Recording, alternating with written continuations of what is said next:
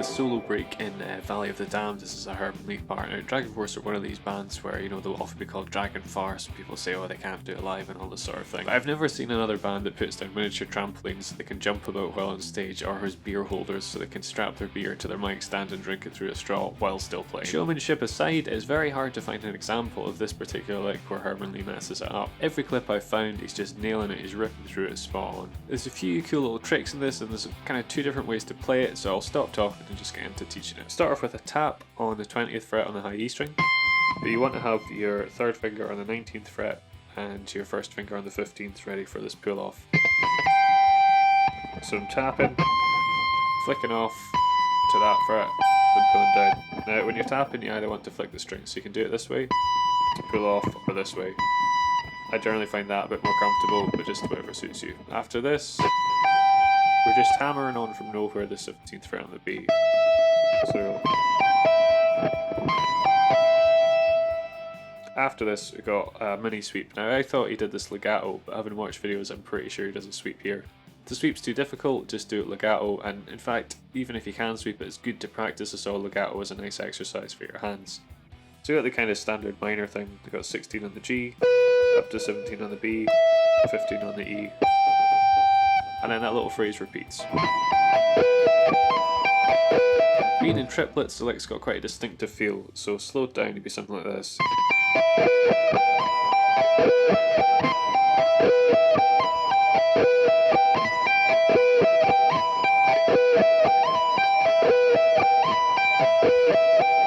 Well, you notice I'm not being incredibly consistent with the timing between these two notes, and that's because it's not particularly crucial, it's more of a kind of effect. I mean, there's another way I could have tabbed it out, and I'll pop that up there just now.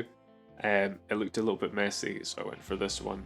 But it's not an exact thing, I'd say. You got a bit of free reign in terms of the timing there. So we got that thing 3 times, and then we got a pretty straightforward bit. So just 22, pulling off to 19, pulling off to 15, and again. Now with this one, if you hit the 19 before returning to the 20, so say you did,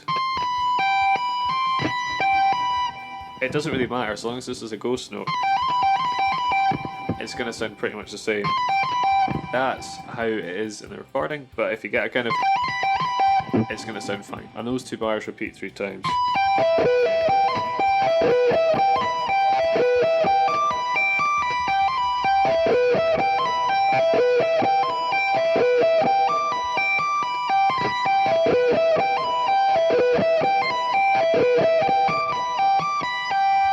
The next 2 bars we got was essentially a kind of fill to change things up a bit. So you're starting off with this, which we've done before. And then we got a kind of a cascading 2-hand tapped arpeggio, which sounds really cool.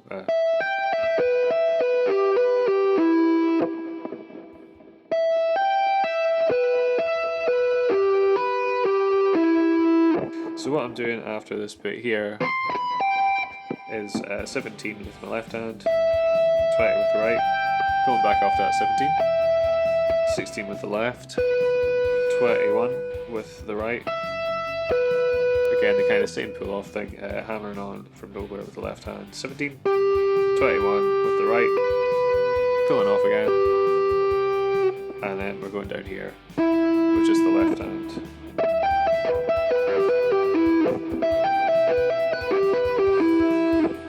So you'd have the next part, and then back to the start of the sweep, and this time we tap on the 24th fret. Same pull off as before. So you'd have, if you're used to doing the sweep, you might put this note in without realising that, so I was kind of highlighting it. If you do put it in, it doesn't really matter. If you don't put it in, it's not a huge difference either. Then you just repeat those first 2 bars 3 times again, so to recap them.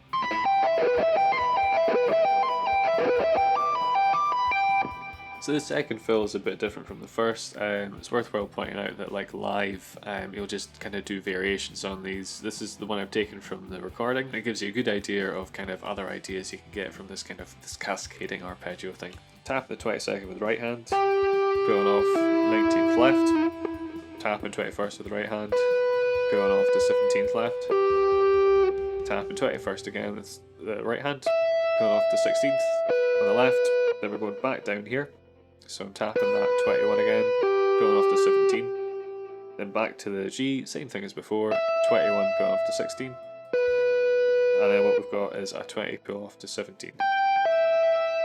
And then we've got tapping on the 22nd, pulling off to 19, 15, and a hammer from nowhere on the 17 on the B.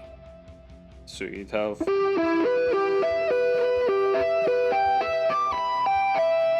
and a bit slower.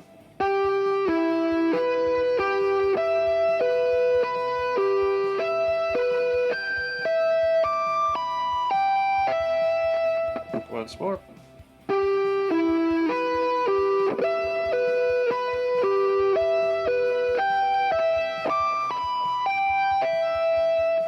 So just to break this down a little bit more, what I'm doing is with my left hand is I'm putting the finger down a tiny bit after the tap. So if I really slow it down, I'm kind of going.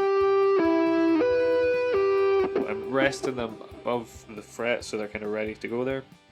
The other thing you can do here is break it into two parts. So I'm thinking out this arpeggio for my left hand,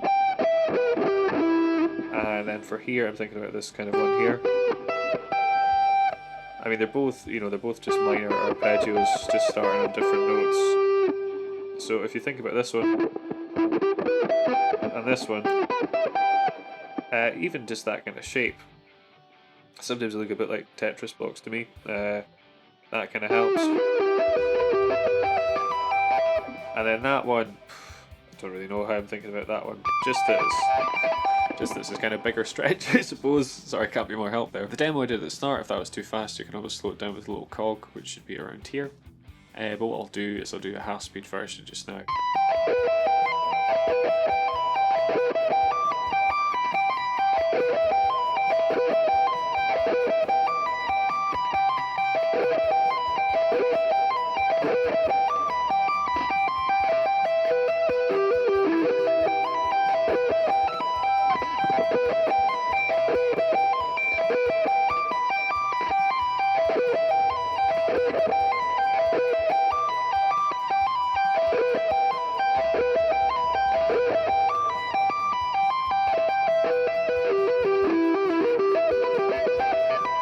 So a few last minute tips. Obviously, if you use a compressor, you're going to get a kind of more even response. It's good to practice with the compressor off, but use it when you're performing because it makes life easier. The other things to do with muting and things like that. So noise gate will help kind of dampen some of the string sound. For this bit as well, when you're tapping, you kind of want your palm to be resting on the bottom 3 or 4 strings to stop them from ringing out. I did find with this, which was tricky, was switching between the kind of tap and the sweep.